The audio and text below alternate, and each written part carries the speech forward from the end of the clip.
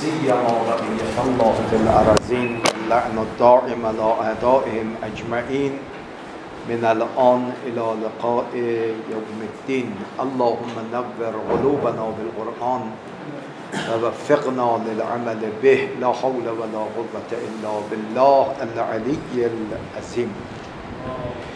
خب بحث و گفتگوی ما در مقدمات و معدات اجتهاد بود. عرض کردیم گاهی اوقات منبع شخص فقیه برای استنباط حکم شرعی کتاب و سنت است. برای خاطر اینکه حکم شرعی رو از این دو منبع مهم استنباط کنه نیاز به یک مقدماتی داره. بله؟ بدون فراگیری اون مقدمات رجوع به کتاب و سنت برای استنباط حکم شرعی کار بسیار خطرناکیه. مثلا گاهی اوقات در برداشت از آیات نورانی قرآن به تفسیر به رأی سر در میاره. بله؟ برای خاطر اینکه اجتهاد ما یک اجتهادی باشد برای فقیه در قیامت حجت شرعی داشته باشه که فرمودن فللمصیب اجران و للمخطئ اجر واحد، که حتی اگر استنباط هم کرد به این اجتهادش به خطا هم رفته باشه نه تنها معذوره بلکه مأجور هم هست. خب کنین دقت ها رو. اجتهادمون گاهی اوقات اصابت به واقع می کند فله اجران، هم اجر تلاشش رو میگیره هم اجر این که واقع رو نشون داده. اما اگر اجتهادش به خطا رفته باشه فله اجران واحد، که همون اجر تلاشش رو بهش میدن نه اجر واقع نمایی، چون واقع رو نشون نداده. سوال این است که چرا یک مجتهدی که فتواش به خطا رفته بازم چیه؟ نه تنها معذور هست، عقاب نمیشه، بلکه مأجور هم هست. این نکته به خاطر همین مسئله است، چون ایشون اجتهاد را از همون طریق درستش رفته. اجتهاد از طریق درست چیه؟ بله، گذراندن معدات اجتهاد. یعنی اون علوم و دانشی که قبل از اجتهاد لازم بوده این مجتهد تحصیل کرده، الان به کمک اون علوم و دانش وارد وادی اجتهاد شده. لذا اگر مصیب باشد اجران، مخطئ باشه اجر واحد. این نکته میخواستم ابتدا عرض بکنم که اگر سوال بشه چرا مجتهد مخطئ نه تنها معذور، علاوه بر این که معذوره مأجورم هست، چون کارش را روی اسلوب صحیح و منطقی وارد شده. خب گفتین جایی که منبع استنباط کتاب و سنت باشه یک سری علوم مقدماتی رو باید طی کنه. اولین دانش رو گفتیم علوم ادبیات عرب با 3 زیرشاخه‌ای که داشته: لغت، صرف، نحو. اما گام دوم خسته نباشید استاد، این در صورت خطا بودن فقط باید معذور باشد. این که اجر واحد داشته باشه چی دلیلی داره که در صورت خطا؟ روایت للمصیب اجران فللمخطئ اجر واحد. خب خدمت شما عرض کنم که به همین خاطر من تاکید کردم شخص مخطئ علاوه بر این که معذوره، یعنی عقاب نداره، مأجور هم هست. به حال تو ایشون زحمت رو کشیده. ان الله لا نضیع اجر المحسنین. کسی که در راه دین احسان کرده، زحمت کشیده، خدمت بی نصیب از اجر نخواهد. پس گام اول علوم ادبیات عرب بود که چند جلسه عرض کردیم. گام دوم رو انشاءالله امروز عرض میکنیم. گام دوم عبارت از علم شریف اصول فقه. علم شریف اصول فقه. ببینید عزیزان، در خدمت از کن اجتهاد از کتاب و سنت این مراحل رو یادداشت بفرمایید. مرحله اول فقیه باید احراز موضوع بکنه. بله؟ میخواد حکم چی رو به دست بیاره؟ تا موضوع نباشه شما میخواد سر کیو بدارشید؟ اینا شده؟ پس یک موضوعی رو براش پیش میاد، سوالی ازش میکنن، این میشه موضوع. حالا ایشون میخواد حکم این موضوع رو از کتاب و سنت استخراج کند. مرحله دوم یادداشت کنید، فحص از کتب روایی و جمع کردن روایات متناسب با این موضوع و همچنین جمع نمودن آیات متناسب با این بفرمایید موضوع.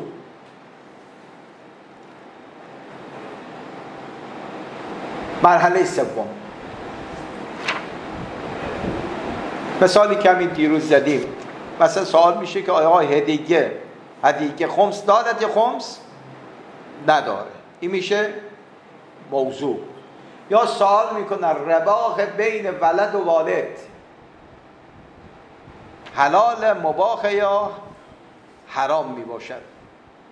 درست شد. و موضوعات دیگر، آیا نماز جمعه در عصر غیبت واجب یا حرام میباشد؟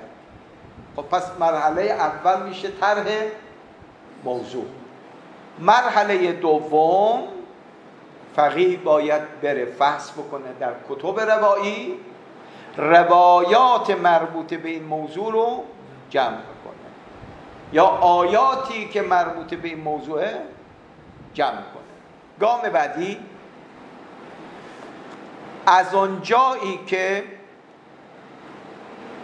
مدالیل جمع مدلول یعنی معانی، از آنجایی که معانی آیات و روایات مختلف است،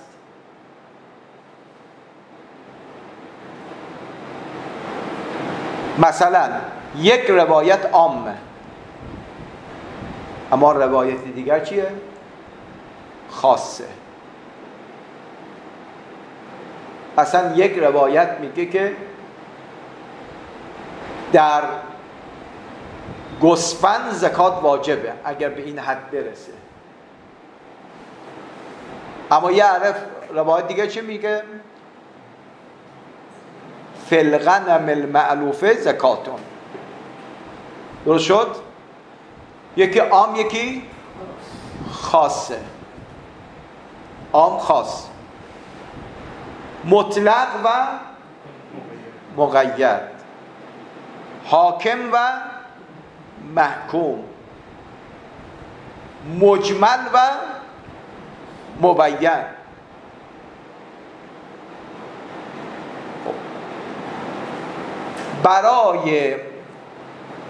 برای تنظیم این مدلولهای مختلف یا تعبیر اصلاح کنن، در این گام سوم دو تا کار باید انجام بدیم. دو تا کار باید انجام بدیم. الف، تنظیم بین این مدلولهای مختلف. تنظیم بین مدلولهای مختلف. خب آقای فیاض یعنی چی؟ یعنی بیایم روایات یکی عام یکی خاص، اینا رو کنار هم بگذاریم. مطلق و مقید. پس فقیهی که فقط مطلق رو ببینه دنبال مقید نباشه، بفرمایید استنباطش ناقصه. اما دید دنبال خاص نگشته، نمیتونه بر اساس مفاد عام فتوا بده، استنباط بکنه. پس باید بین این ادله‌ای که مدلولهای مختلف دارد تنظیم کند به مقصود گوینده را از این مدالیل مختلف استخراج کند. بله؟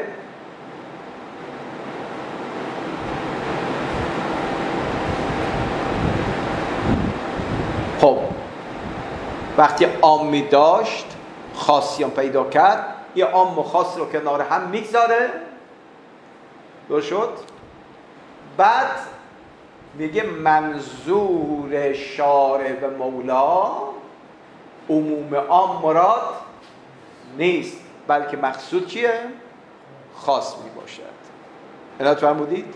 یا در مطلق و مقید هم همین. سوال: چه علمی متکفل و عهده‌دار تنظیم مدالیل مختلف و کشف مقصود گوینده است؟ بفرمایید. علم اصول.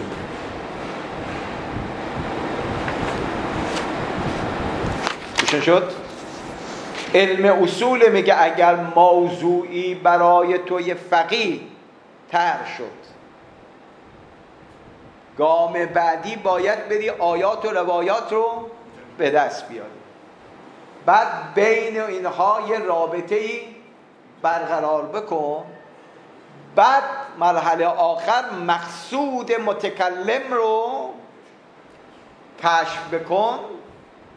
اون علمی که عهده‌دار این مسائل علم شریف اصول می باشد. درسته آقای فیاض؟ خب خدمت با سعادتتون عرض کنم، یک مثالی بزنم برای شما. دو تا روایت متنافی متناقض داریم. رفته وسایل شیعه رو گشت نسبت به همون موضوع واحد، یکی میگه افعل، دیگری میفرماد لا تفعل. چه کار باید بکنیم؟ الان این تناقض در دو تا روایت به وجود اومده، وظیفه چیه؟ بله؟ وظیفه جان استاد. همین. کدوم این پاسخ؟ وظیفه ما برید یه عده میگن وظیفه جمعه، اما الجمع مهما امکن. اما اگه فرض این که جمع ممکن نشد، تنافی 100% دارن. از که یه روایت میگه افعل، روایت دیگر میگه لا بفرمایید تفعله، تنافی کلیه. خب اینجا نگاه کنید، یه عده مبنایشون اینه که اذن فتخیر، اذن فتخیر، مخیری که به هر یک از افعل یا تفعل عمل بکن. تازه بحث میکنن آیا این تخییر ابتداییه یا این تخییر استمراریه؟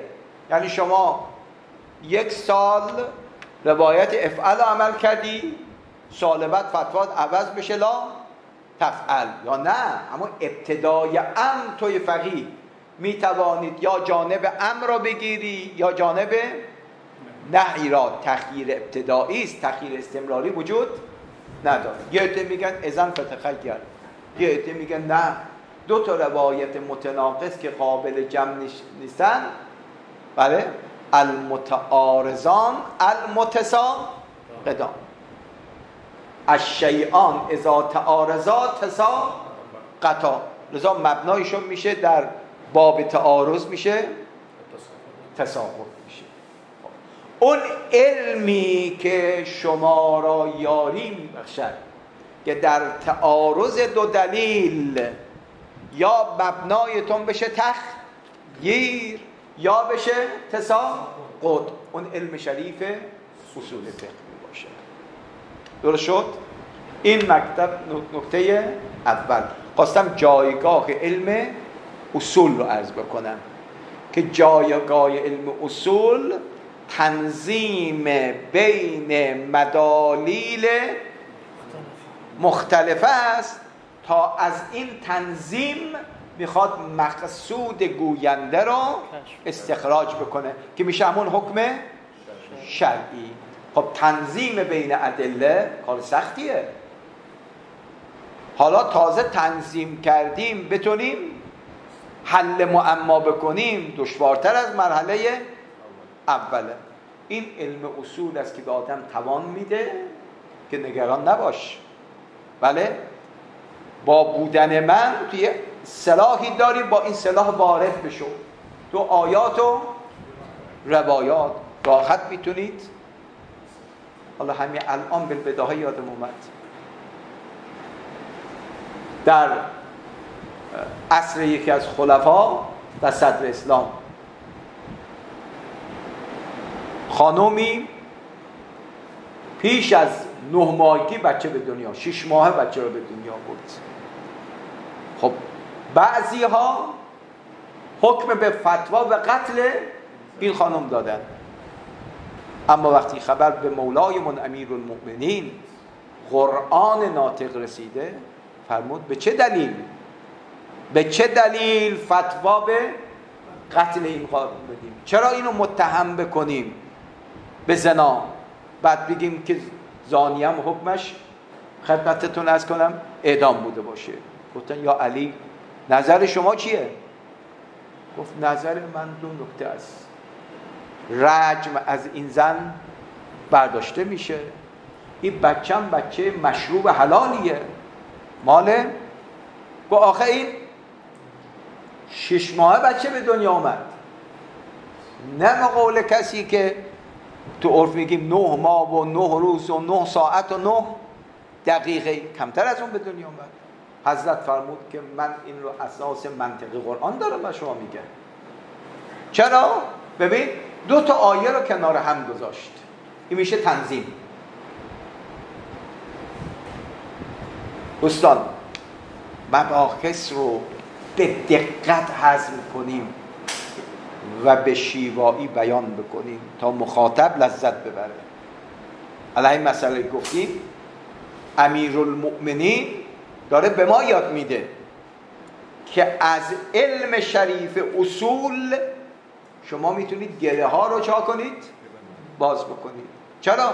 چون علم اصول میگه آقا ادله رو تنظیم بکن، بعد از تنظیم ادله بفرمایید مقصود متکلم رو اخراج کن.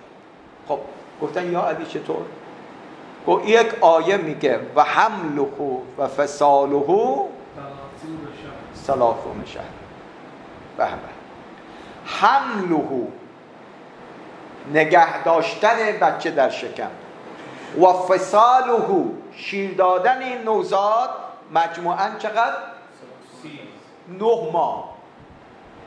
دو شده؟ 9 ماه. این یک آیه است.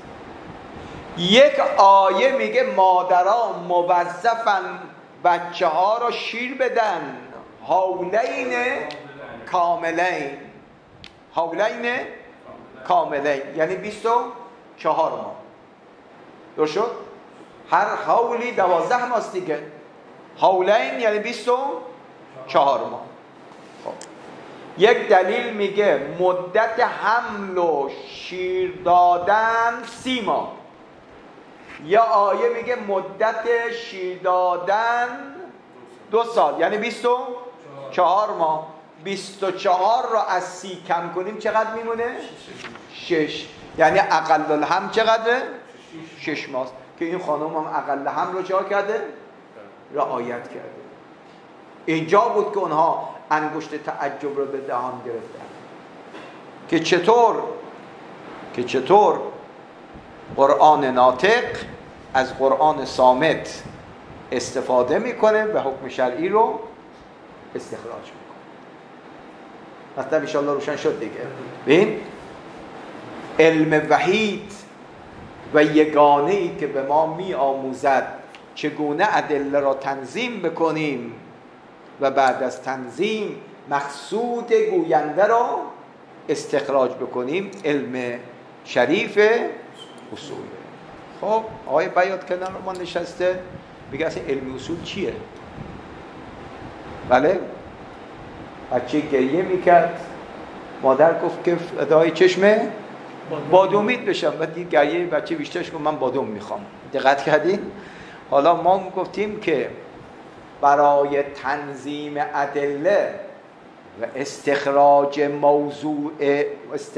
مقصود متکلم به یک علمی نیاز داریم و اون علم اصوله. آیا بیادم گریه میکنه میگه علم اصول چیه؟ پس مطلب دوم وارد میشیم. بله؟ تعریف علم اصول. خب تعریف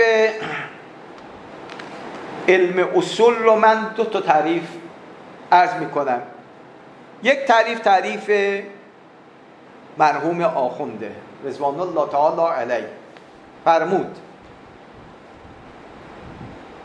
هو العلم بالقواعد،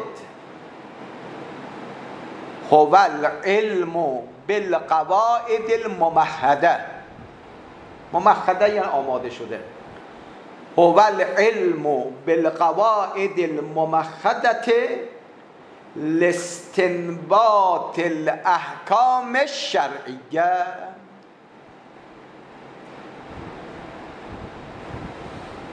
هو العلم بالقواعد الممهده لاستنباط الاحکام الشرعیه.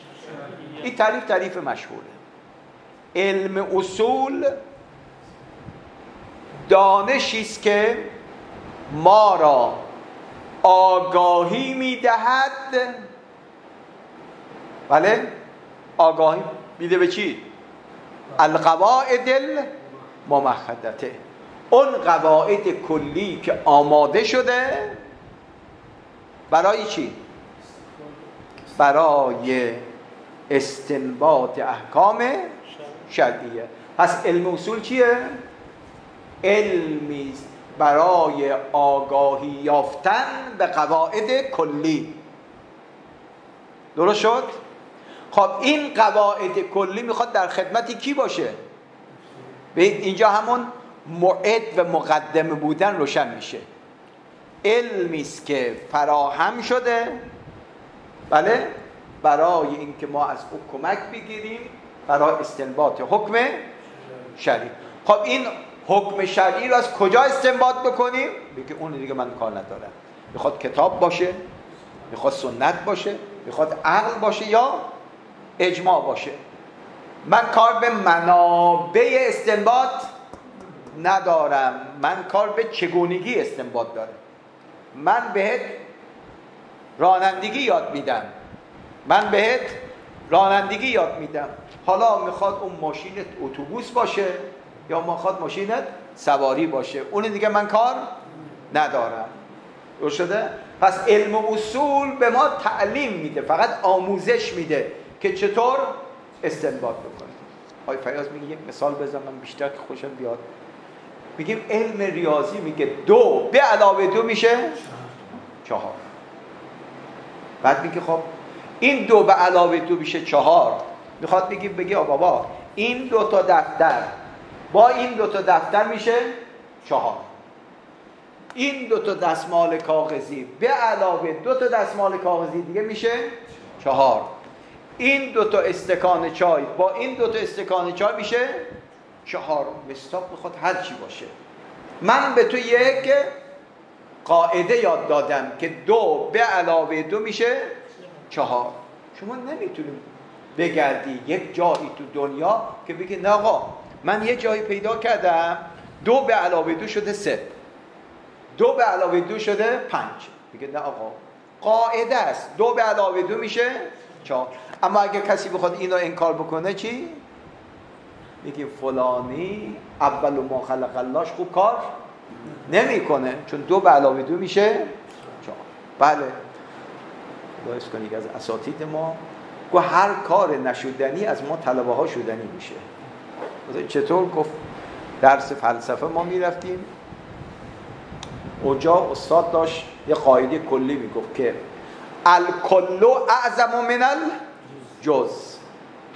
الکل اعظم من الجز هست یا نیست آقا؟ الکل اعظم من الجز. 10 تومن بیشتر از 1 تومنه. الکل اعظم من الجز.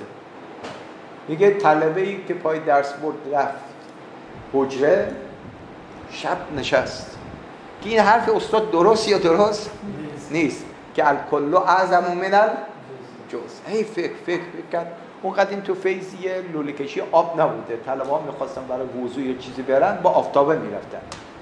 این آفتابش تو کنار حجرش بود. یک مرتبه چشمش افتاد بفرمایید به آفتابه. تو آفتابای تو ایران نمیگیریم. این لوله یا آفتابه بزرگتر از چیه؟ من این مورد نقص پیدا کردم. دقت کردید؟ کی گفته الکل اعظم من الجز؟ من یک مورد پیدا کردم الجزء اعظم من الکل.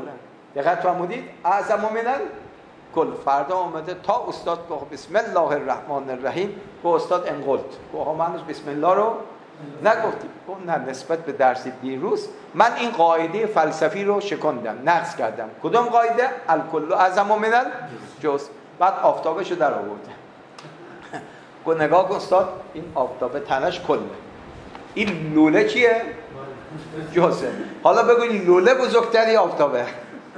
دقیقاً استادی لبخندی زد گفت تو نه معنای کل رو فهمیدی نه معنای جز را. اگر کل و جز رو خوب هضم کرده باشی این قاعده قابل نقض بفرمایید نیست. حالا علم اصول فرمود چیه؟ العلم بالقواعد الموحده. آگاهی پیدا کردن. قواعد امور کلی را میگن. بله، قاعده امر کلی است. علم پیدا کردن به قواعد کلی است که اون قواعد کلی آماده شده برای استنباط حکم شرعی. از کردیم 2 نکته ازش استفاده کردیم. نکته اول تعریف چی بود؟ علم اصول. نکته دوم که علم اصول جزء علوم معده است، مقدماتی است، خودش هدف نیست. شما مجتهد در علم اصول بشید اما اینو در استنباط حکم شرعی به کار نبرید. دقت دادید؟ به شما فقیه نمیگن. فقیه کسی است که بیاد این علوم رو فرا بگیره و از این قواعد استفاده کنه برای استنباط حکم شرعی. تعریف دوم مرحوم مظفر رحمت الله علیه، ایشون خیلی تعریف رو برده روی نتیجه. فرمود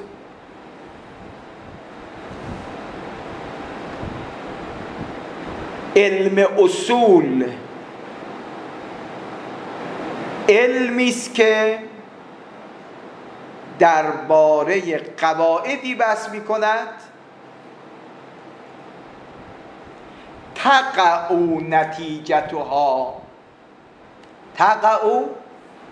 نتیجتها فی طریق استنباط الحکمش شرعی.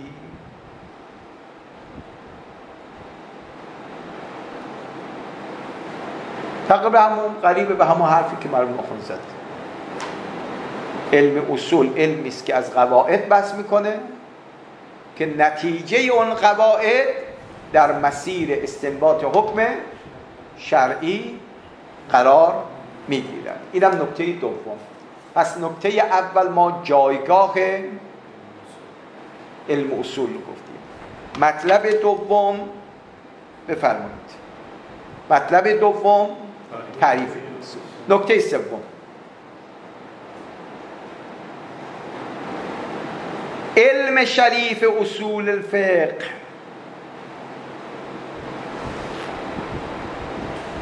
گاهی اوقات چارچوب نظری استنباط حکم شرعی را مشخص می کند و گاهی چارچوب عملی استنباط حکم شرعی را. در نتیجه مجتهد را قادر می سازد تا با روش صحیح و منطقی حکم شرعی رو استخراج کند. خوب گوش بدین. باز اینو ملاحظه کردید تو رسائل، تو مکاسب، تو اصول فقه که ما ادله‌ای که اصول فقه به ما میده برای استنباط حکم شرعی گاهی اوقات ادله لفظی و اجتهادیه، بله، گاهی اوقات ادله‌ای که به دست میآمیده ادله فقاهتیه. کل مباحث اصول میگن دو دسته میشده: ادله اجتهادی، ادله فقاهتی. ادله اجتهادی همون ادله لفظیه هست. دقت کردین؟ ادله لفظیه است. کمی آیات و روایات و امثال هست. مثلا میگه فعل امر ظهور در چی داره؟ وجوب داره. رسیدی به یه آیه میگه اقیموس صلات، میگه اقیمو فعل امر، فعل امر ظهور در چی داره؟ وجوب دارد. اقیمو ظهور در وجوب داره. اینو مجتهد از روی همین دلیل لفظی اجتهاد میکنه و حکم شرعی رو استخراج میکنه. اما یک سری قواعد هستن که به اونا میگه ادله فقاهتی، یعنی به عبارت دیگه اصول عملیه. اصول عملیه. خب اگر دستتون از دلیل اجتهادی کوتاه شد، تکلیف من مقلد چیه؟ بله؟ آیا به بنبست رسیدی؟ میگیم نه، در جایی که ما دستمون از دلیل اجتهادی کوتاه شد، در موارد شک ما یک چی داریم؟ اصول عملیه داریم برای برون رفت از شک، مثل قدر استصحاب، مثل احتیاط، مثل براءت، مثل تخییر، همون اصول عملیه اربعه که اینا دست فقیه رو باز میگذاره، بله، که در موارد شک چیکار کنه. خب بفرمایید این قواعد عملیه رو من کجا باید یاد بگیرم؟ بله، اولا استصحاب چیه؟ ثانیاً کجا به کار ببرم؟ استصحابم دو قسم میشه: استصحاب کلی، استصحاب جزئی. آیا استصحاب کلی هم حجتی؟ حجت نیست. اونجا میگه استصحاب کلی خودش بر سه قسمه: برخی ها اجرا میشه، برخی ها نزاع، برخی ها ممتنع است. خب این مباحث من کجا باید یاد بگیرم؟ تنها علمی که ما را به این قواعد عملیه آگاه میکند باز علم شریف اصول می باشد. دقت کردید؟ پس مباحث مطلب سوم، مباحث علم اصول علا قسمین شده: اجتهادی و فقاهتی. اینم نکته سوم. من خدمتتون عرض کنم که در رابطه اون جایگاه علم اصول الان یادم اومده آقایون به اون ملحق بکنن. مرحوم آیت الله وحید بهبهانی رضوان الله تعالی علیه کتابی داره به نام الفوائد الحائریه. الفوائد الحائریه صفحه 336. اسم کوچیکش هم از محمد باقر وحید بهبهانی.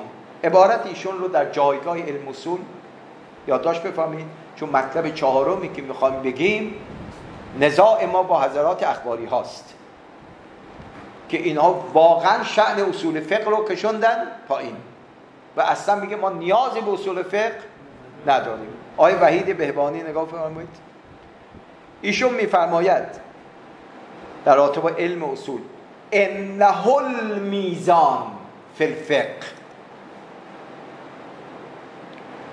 انه المیزان فی الفقه والمعیار لمعرفت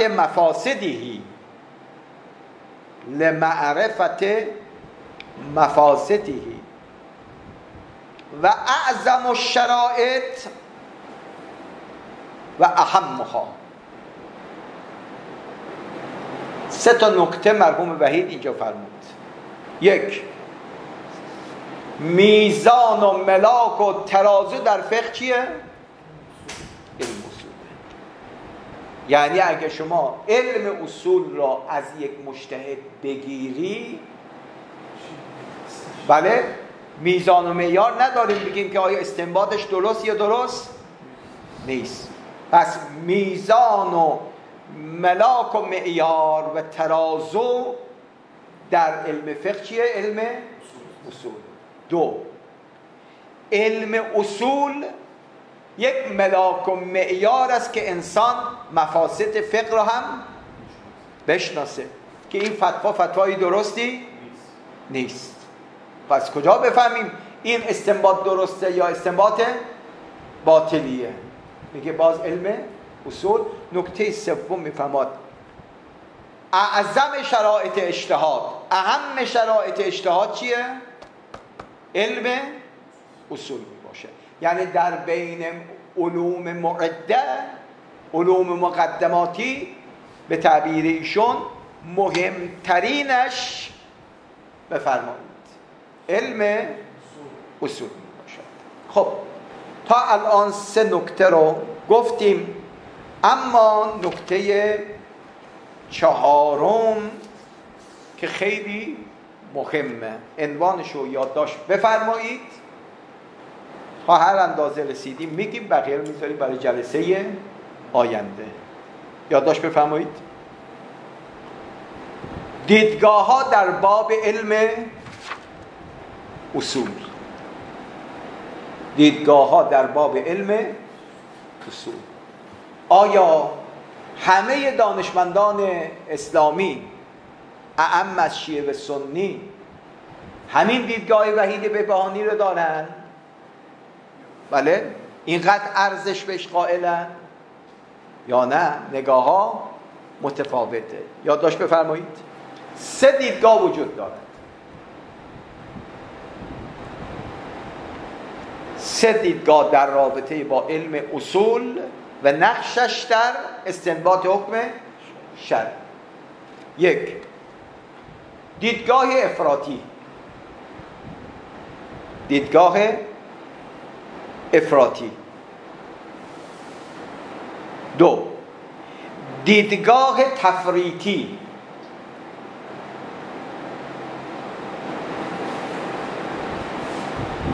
سوم، دیدگاه واقع بینانه و اعتدالی. آسف چی گفتیم؟ افراطی، تفریطی، اعتدالی یا واقع بینانه. خب حالا انشاءالله باید بحث بکنیم. نگاه افراطی چه نگاهی است به اصول؟ که بلا تشبیه تو روایات داریم که حضرت معصوف هم بود که هلک فینا بله طائفتان، دو گروه در رابطه با ما به هلاک شدن. محب قال، یکی او که در محبت غلوف کرده، ما را تا سرحد ربوبیت رسانده، این اهل جهنم. از آن طرف